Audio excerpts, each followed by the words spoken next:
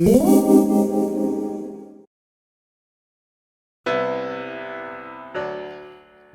back, Agiteers. So, I got tired of sitting around, even though I'm having trouble breathing, and that's a whole nother thing we need to talk about at some point.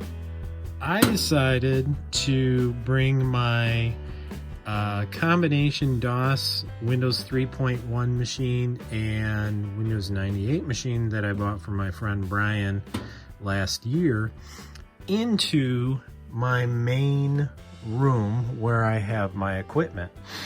The cool thing is with the monitors I have up here, of course, I can plug in the VGA cable from this computer, and I also can plug in the HDMI for my modern computer, and it will detect the signals from the cable depending on which one I have on and default to the HDMI cable, which I think is really cool. So it does have a hard drive inside it. I can't remember what the size is, but I'm gonna put in this device I have. Hopefully I've got enough cable to do it. We'll find out. I might have to go grab another cable, but it connects via the IDE, and then of course you've got an SD card in it. Now this one I have here is 2 gigabytes. I have one that has more storage, but I can't find it. And this type of card unfortunately does not stick out the back end.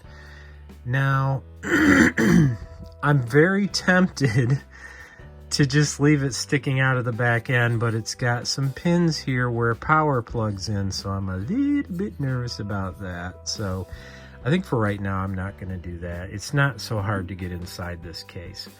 So what we have here on this system, the cool thing is it's got a 1.44 megabyte floppy. I bought a USB floppy external to plug into my modern computer, and I can grab disk images, and I have a box of a whole bunch of floppies, and I can just throw them on this computer via the floppy drive. The other thing I could do, of course, is use the USB, which I've done.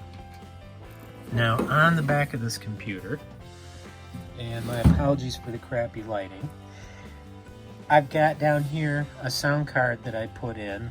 Or no, Brian had already put that one in. It does have a modem, but I have a network card in the other room, so I'm gonna go grab the network card. And I have a slightly better video card for it, but it might compromise my Windows 3.1 compatibility, so I think I'm just gonna leave this one in for right now. So let's take a look inside the system. The machine is nearly immaculate. I don't remember what size the hard drive is, but the reason I want to put in my SD card IDE compatible drive is so that I can back this one up. Just in case I lose it, check out this fan on this motherboard.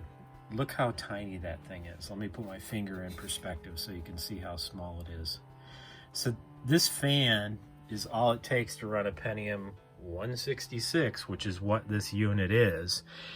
And this is the floppy cable. Let's see if I've got an extra IDE plug-in available. No, oh yeah, I do. So I'd have to use the secondary IDE. I don't know if you can see that. Because the cable that my finger is on is the primary IDE, and there's a hard drive and a DVD CD-ROM hooked up, and I want to leave that as it is so I can have both of those.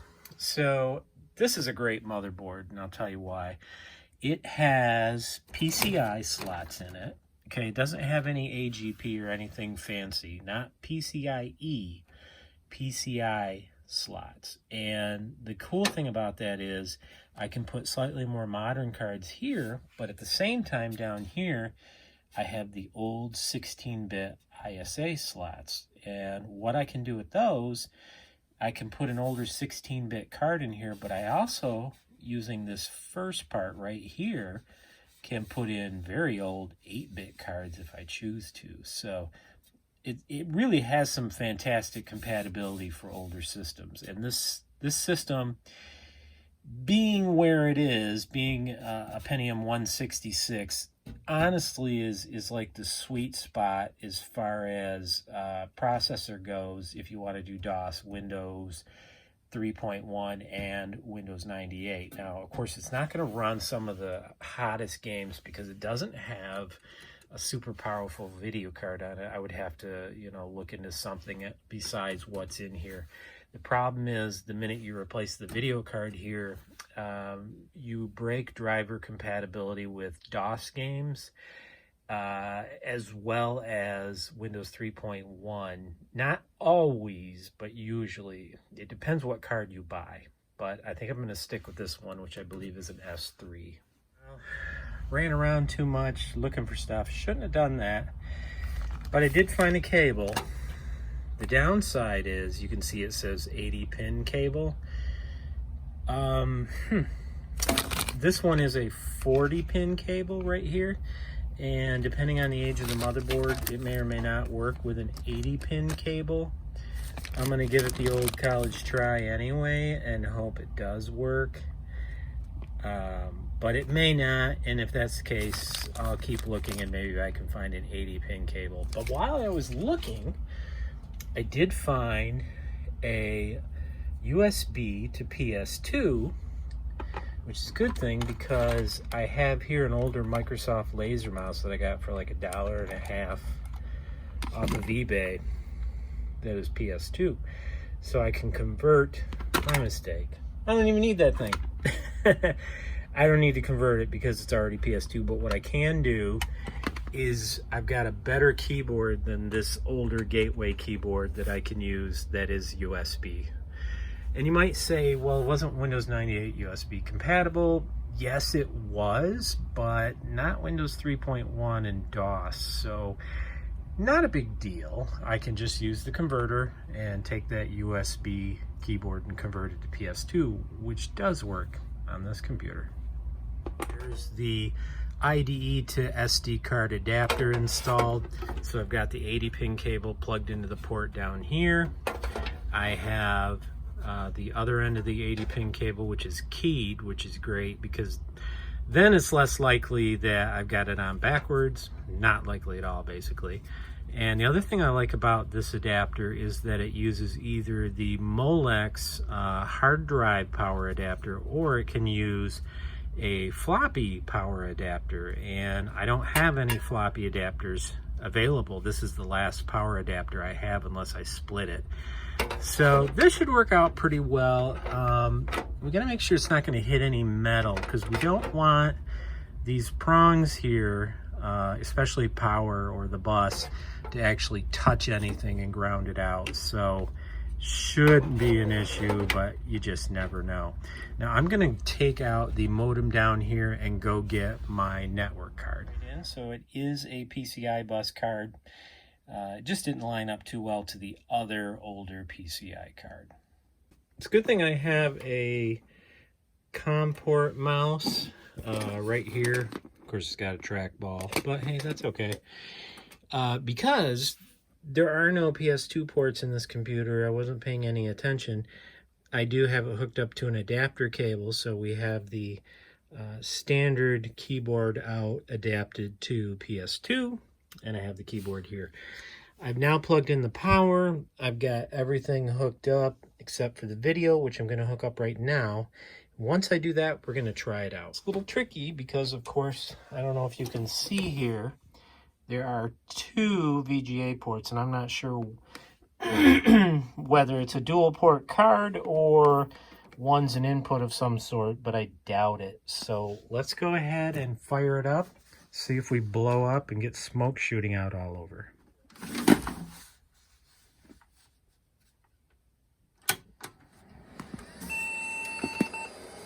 Uh-oh, doesn't like something. Nothing on the screen yet. Did the floppy seek. Hard drive's clicking.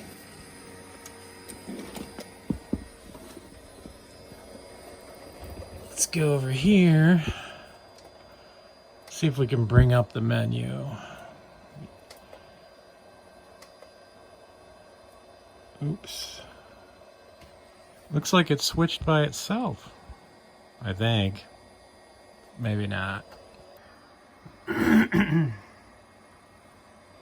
Tough to say which of these ports is working.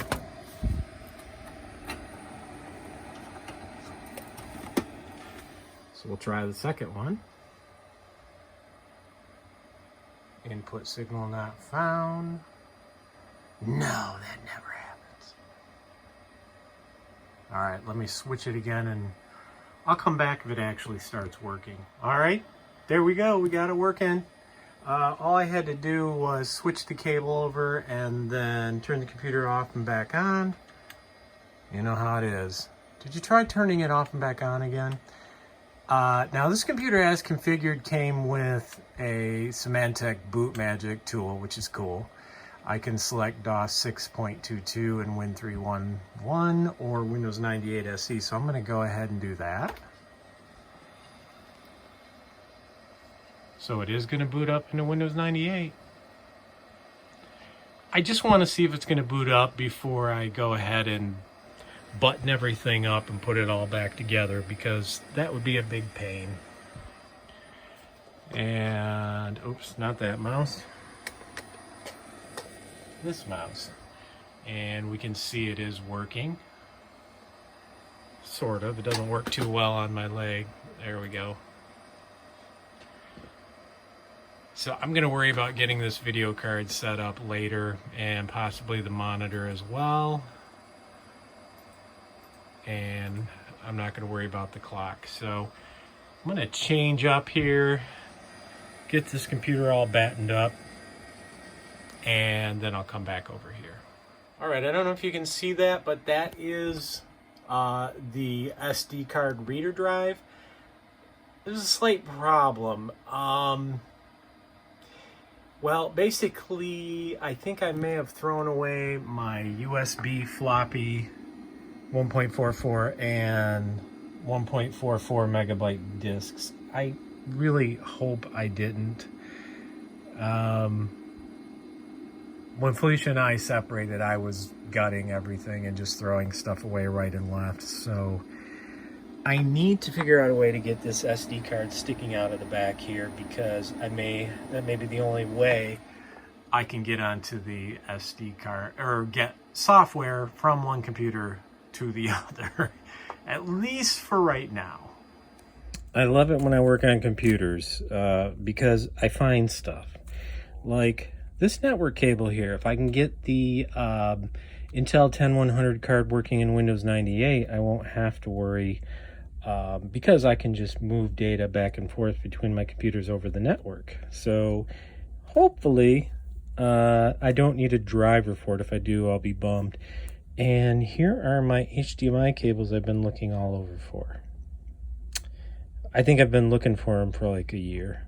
So, great. All right, well, this system actually has 65 megabytes of RAM, which is pretty good for Windows 98, and definitely extreme overkill for DOS 6.22 and Windows 3.1, but that's okay.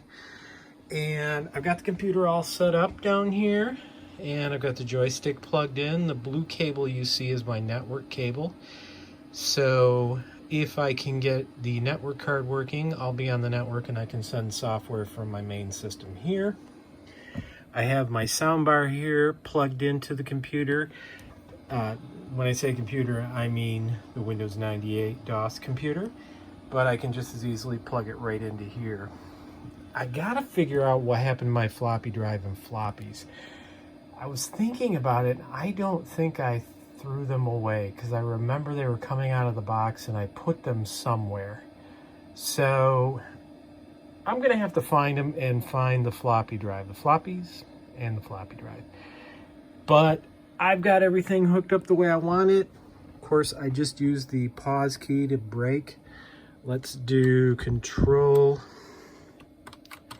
C to resume the boot up, and when Windows 98 comes up, floppy disks fail.